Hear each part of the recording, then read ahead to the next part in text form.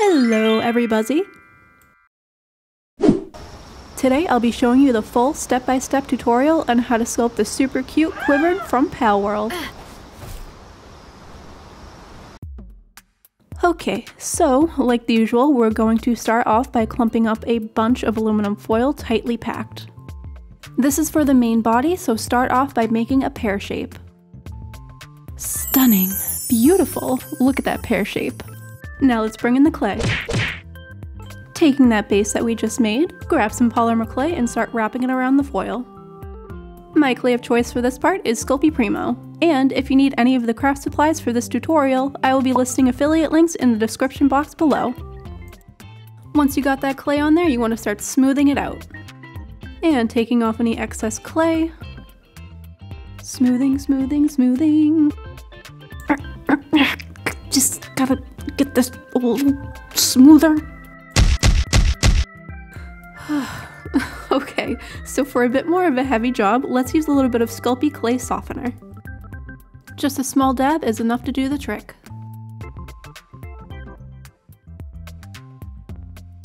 If at any point your clay picks up some dust while working with it, just use some rubbing alcohol on plain paper towels and wipe it off. It'll be clean again in no time. Now with the base done, I'm moving to the feet and legs.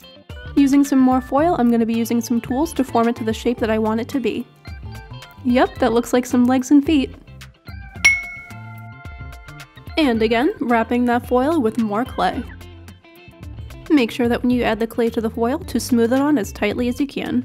This is to avoid any air bubbles that could potentially cause any issues while baking, because that would be not good. And after all the smoothing and shaping, I'm pretty happy with this. Now magically in comes the twin. Now to attach the legs, to give it some extra tooth to grip, I'm going to scratch in some lines and come in with some liquid Sculpey. Squirt on just a little dot, press it firmly, and add some clay to smooth on and close up the edges. Doing this will make sure that the load-bearing feet will hold up the weight of the statue.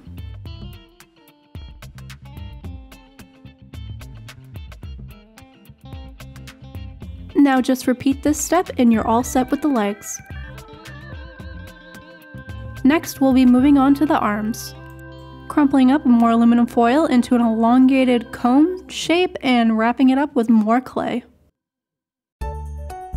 Shape and start making the spikes for her arms. For the more smaller fragile areas, I like to use cos clay. This is due to the fact that it can be pretty flexible once it's baked, so it's good for areas that can be prone to breaking if it is ever dropped. Now this is something you hope that never happens, but better safe than sorry. I added a little bit more clay between the spikes to attach them, and then rolled out some mini triangles for her claws. Then using one of my metal sculpting tools, I shaped him out a bit more. Finally, with this one all set and looking spiffy, here comes the twin. Using the same steps as you did with the legs and attach them onto the body. And how could I possibly forget about detailing out the cute little toes on the feet? Hint, I could never. Moving on to the upper part of the body, starting around the neck area. And seeing how this area in specific is part of the reason why I came up with one of the names for her, I'm gonna now announce the poll results for what her name is going to be. And the winner is... Fluff! Her name is Fluff. And one of the main reasons why I thought of this name is because the floof around her neck kinda reminds me of the peak that forms when you scoop out marshmallow fluff. Also wanted to give a quick thank you to those who voted in the poll to help decide on the name. While on the topic of polls, I've decided that to decide for the next pal that we're gonna do, I'm gonna pin a comment down below and you can comment on which one you'd like to see. If one you want to see is already there, just leave a like on it. Duplicates of the same pal won't count. The top 4 of the most liked will be in the next poll in my channel post. Alrighty then, let's get started on the neck. Using some more tightly packed aluminum foil, add clay, and attach it to the body. For the head, I used a ball of foil, covered it up, and gave it a good roll around. Alright, she be coming together now. Just gotta make sure that that head don't roll off. Also, I forgot to film this part, but since I didn't use a wire armature, I did mark some rather large and deep holes. This is going to be where her wings are going. To save progress, right before her first bake, I mark out where her mouth is going to be. After that first baking session, I start working on the tail. For the foil structure for this, I just twist to tighten it and cover it with clay.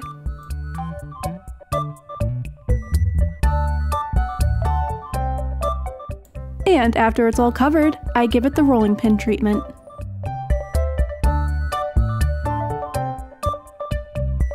Bend to shape and start working on the feather end. I started out by making a teardrop shape, and then using my metal sculpting tool, I marked out the areas that needed to be cut out. Laying it flat against the mat, carefully cutting out the areas.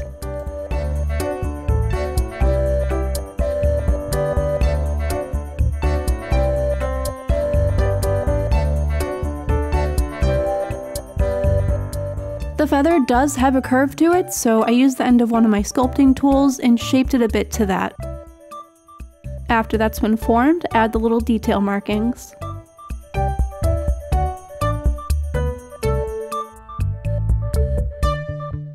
Stick the tail on, add a bunch of clay to make sure that's really stuck on there, and shape to form.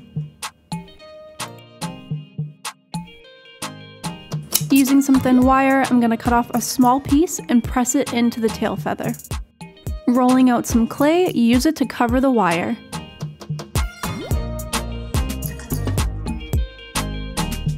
I'm going to attach it by using the remainder of the wire and sticking it in the tail. And just position it how I think it would look nice. Where I marked her mouth prior, I'm going to start using that as a guidance point to help me shape her face.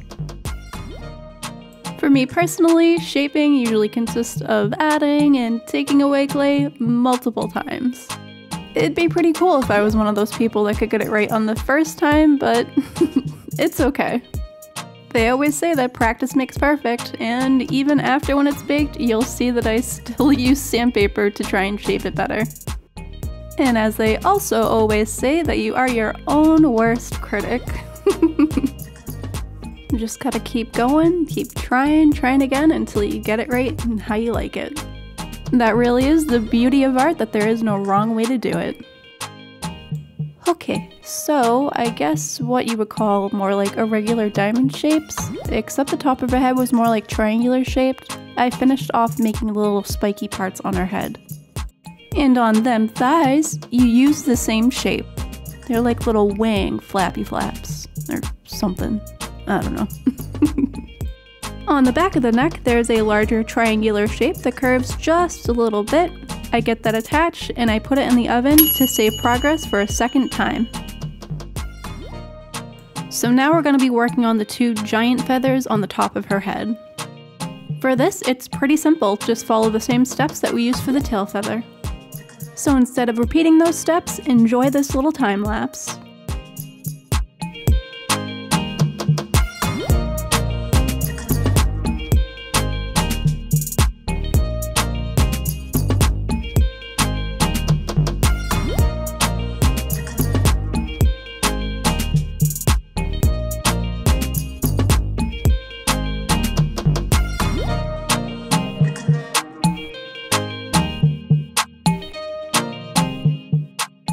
And here we are with the next set of twins. Showing the wonderful flexibility of cosplay after baking. Always while wearing a mask, I take sandpaper to already baked pieces to better smooth them out. I start off with a pretty coarse paper and then move into a more fine grit for a better finish. Adding a little detail, as this piece is already baked, to better adhere this, I'm going to be using some liquid Sculpey. And using a needle tool, I'll be dragging it down towards the end.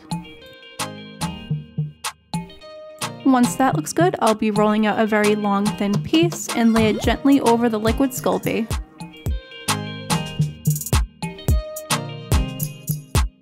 And just using the needle tool again, I trim off any of the excess.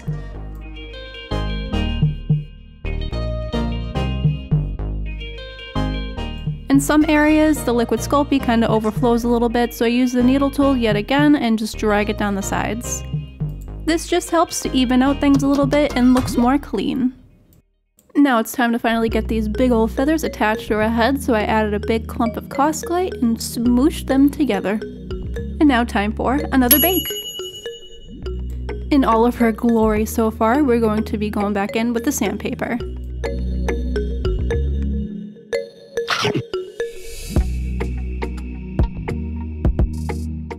Okay, so after all of that sanding, before we even add the wings, let's paint the whole body white.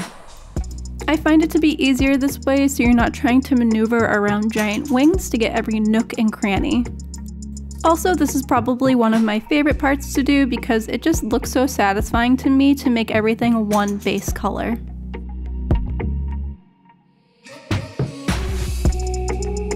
And now with that done, let's get started with the wings and roll in the wire. I'm gonna need a lot of it for this part because it's gonna be the main support for the wings, and it also has to be long enough to go all the way into the holes that I created on her back. If you're like me and did not go the full wire armature route, then the holes in the back are absolutely necessary as they serve as extra support. So when I shaped them, instead of making them fully spread out wings, I kinda wanted to make them more upwards and curved forward. I don't know, I guess I kinda just wanted a slightly different pose, and also it would take up less space on my shelf. So using the grid on my mat and laying them side by side, it was easier to make a copy of them.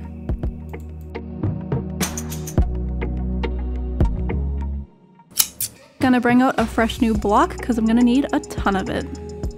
Now to show you guys one of my favorite tools ever. Clamping it down to my table now is my clay roller. Not only does it make conditioning my clay super easy, I love being able to roll out clean, flat, and even sheets. And you can also choose different thickness settings. Just watch how it goes from crumbly and difficult to work with, to well conditioned and able to use for sculpting.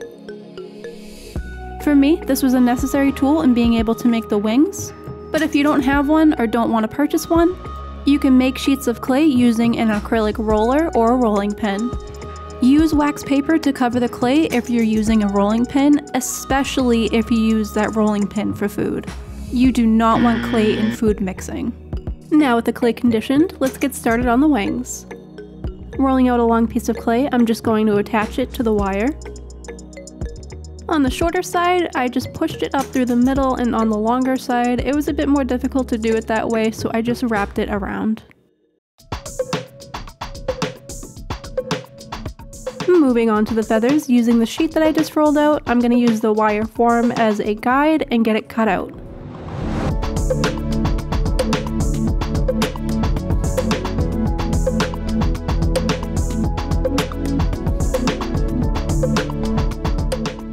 Now to get the two pieces attached, I'm just going to gently smooth it onto the wire form.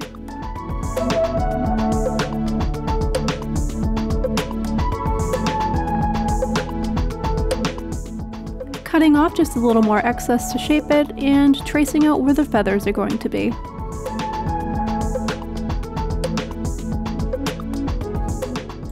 Now with them all traced out, to get them a little more defined, I use a pointed end of a tool and just push in the clay. And also use a rubber tipped tool to help shape out the ends. To help shape out the smaller feathers, I just mostly use my fingers. Now for the second sheet of clay for the layered feathers. Cutting off any excess around the outside first, and very gently tracing around the inside of the wire form to get a better idea on where to cut. Now with the general area laid out for me, I take off a little bit at a time just to make sure that I don't accidentally cut off too much at once. And repeating the same steps from the first set of feathers, lay it in.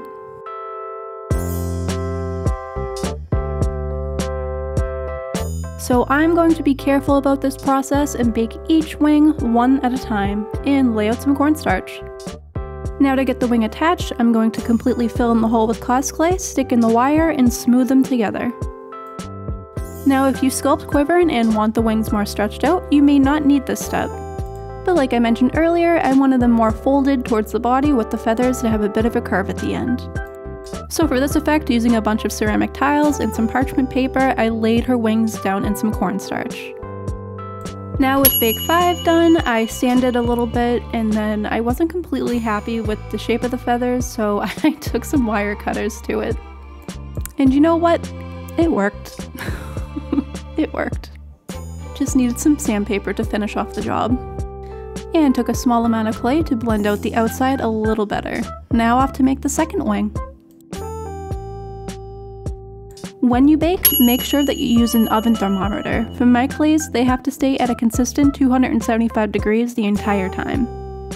And that was the last time, I promise, Fluff, I'm so sorry.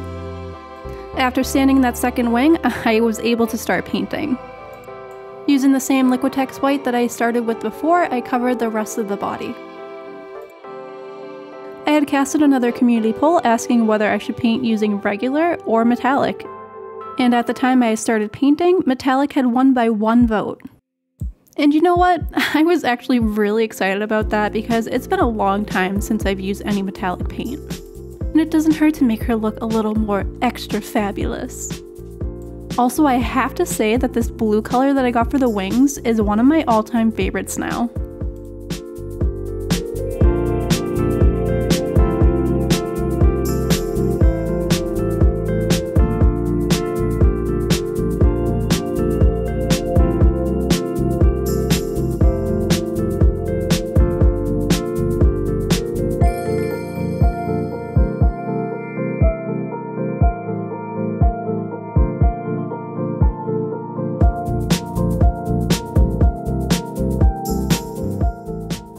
For the upper part of the wing, I got this really pretty purpley blue color, and I just blended in some of the metallic white to get the shade that I wanted. Whenever I can, I usually just blend it on the sculpture itself because I hate wasting paint. Like, yeah, I could get sealable containers, but I'm not sure when I would ever need to use this color again, so I just use as much as I need. And for when the dark blue meets the light blue, I added a bit more of the light blue on the bottom so that when I mixed them together, it would blend pretty easy.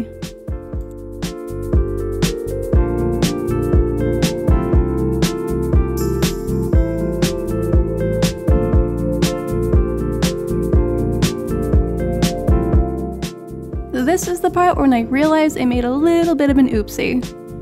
Because when I went back to look at Quivern, I realized that most of her body is more of like a light gray, and then the tummy is white.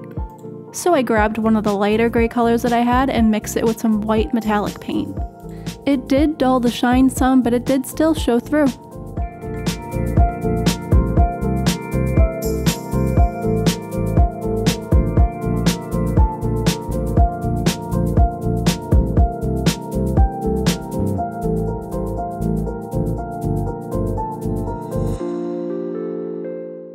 And one more oopsie to fix. I felt like the blue was a little too dark, so I did take some white metallic paint and mix it with some more blue just to lighten it up a bit.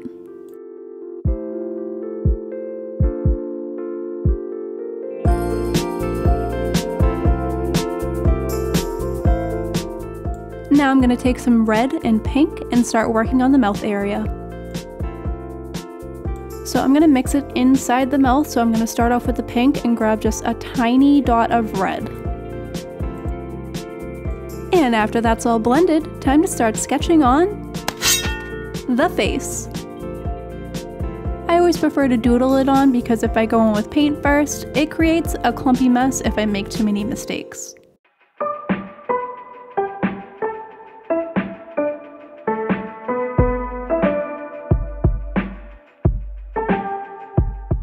And as I'm drawing on the eyes, it doesn't look quite right. It looks a little derpy-dee and derpy-doo. And it's not just because I drew them on a little wonky. So I'm gonna sand down the sides of her head because I think where her eyes were, it was a bit too round.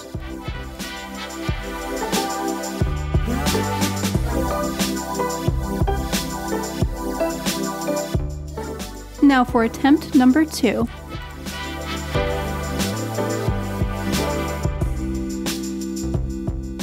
And being happy with that sketch, I'm going to be starting with the white base coat.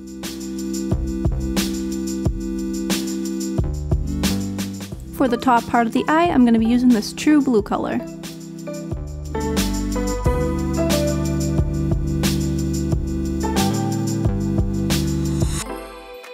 And for the bottom half, this aqua green.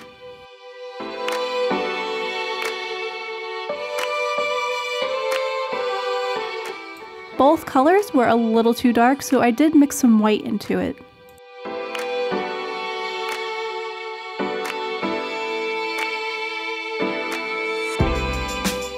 And for the top part of the eye again, I felt like it needed some of this turquoise color.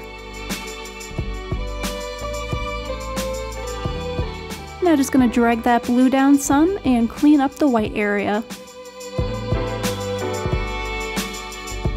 Getting towards the end now, I'm gonna be using this black for the pupil.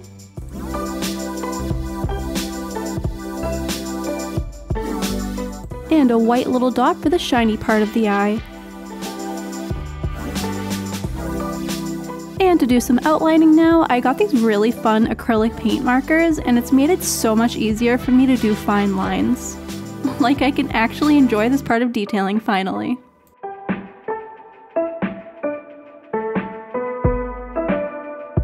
And now that we're reaching the end of the journey, let's do some reveal shots.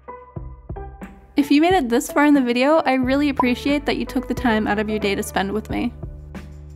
And to let me know that you made it to the end of the video, drop a fluffy cloud emoji for Fluff the Quivern down below. Also, in the pinned comment, don't forget to let me know which pal you would like to see next. I hope you've been inspired to create today, and as always, thank you so much for watching. Till next time, bye!